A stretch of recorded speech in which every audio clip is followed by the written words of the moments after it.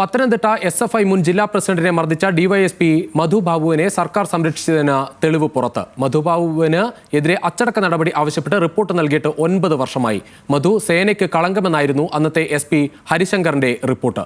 അതേസമയം മധു ബാബുവിന് എതിരെ തൊടുപുഴ സ്വദേശി മുരളീധരനും പരാതി നൽകി. തല്ലുന്നതിന്റെയും മുരളീധരൻ നിലവിളിക്കുന്നതിന്റെയും ശബ്ദരേഖ ന്യൂസ് മലയാളത്തിന് ലഭിച്ചു.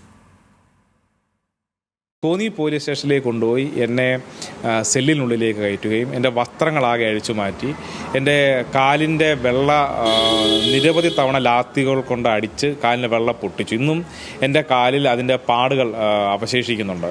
SFI പത്തനംതിട്ട മുൻ ജില്ലാ പ്രസിഡന്റ് ജയകൃഷ്ണൻ തണ്ണിത്തോട് പറഞ്ഞ കസ്റ്റഡി മർദ്ദനത്തിന്റെ ഭീകരത ശരിവെക്കുന്നതായിരുന്നു അന്നത്തെ SP ഹരിശങ്കറിന്റെ അന്വേഷണ റിപ്പോർട്ട്. സമർപ്പിച്ചതാകട്ടെ 2016 ഡിസംബർ 21-നും. റിപ്പോർട്ട് അവസാനിക്കുന്നത് കർശന നടപടി വേണമെന്നാവശ്യപ്പെട്ടുകൊണ്ടാണ്. കോന്നി CI ആയിരുന്ന മധു ബാബുവിന്റെ പ്രവൃത്തികൾ സേനയ്ക്ക് കളങ്കമുണ്ടാക്കുന്നതും അധികാര ദുർവിനിയോഗവും അച്ചടക്ക ലംഘനവുമാണെന്ന് ഹരിശങ്കർ എടുത്തു പറയുന്നു.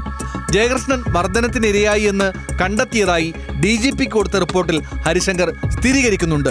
എന്നിട്ടും മധു ബാബുവിനെതിരെ നടപടിയുണ്ടായില്ല. ഇപ്പോൾ ആലപ്പുഴ DYSP ആയി ക്രമസമാധാന ചുമതലയിൽ തന്നെ മധു വിരാജിക്കുന്നു. ഇതിനിടെ തൊടുപുഴ DYSP ആയിരിക്കെ മധു നടത്തിയ മർദ്ദനത്തിന്റെ വിവരങ്ങളും പുറത്തുവന്നു. പരാതി പറയാനെത്തിയ തൊടുപുഴ സ്വദേശി മുരളീധരനെയാണ് മർദ്ദിച്ചത്. കേട്ടാൽ അറക്കുന്ന തെറി മുരളീധരനെ വിളിക്കുന്നതിന്റെ ശബ്ദരേഖ ന്യൂസ് മലയാളം പുറത്തുവിട്ടു.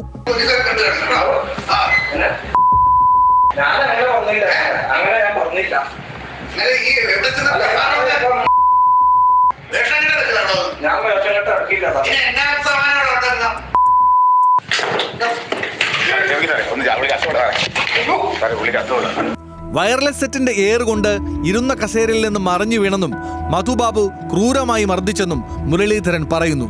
മുരളീധരനെ മർദ്ദിക്കുന്നതും വേദനിപ്പിച്ച് നിലവിളിക്കുന്നതും ശബ്ദരേഖയിൽ വ്യക്തമാണ്.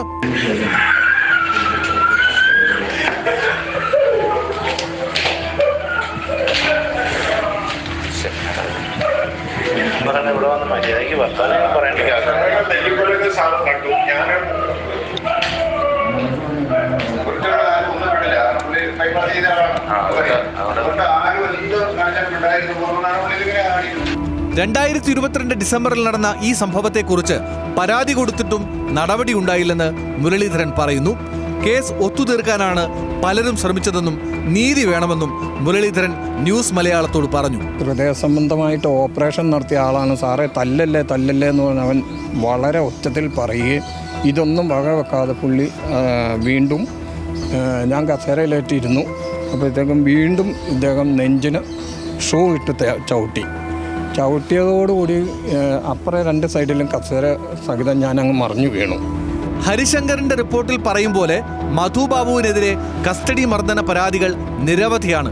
2006 ചേർത്തല SI ആയിരുന്ന ഘട്ടത്തിൽ പള്ളിപ്പുറം സ്വദേശി സിദ്ധാർത്ഥനെ മർദ്ദിച്ച കേസിൽ ചേർത്തല ജുഡീഷ്യൽ മജിസ്ട്രേറ്റ് കോടതി മധു ബാബുവിനെ 1 മാസം തടവിന് ശിക്ഷിച്ചിരുന്നു. ന്യൂസ് മലയാളം, പത്തനംതിട്ട, ഇടുക്കി.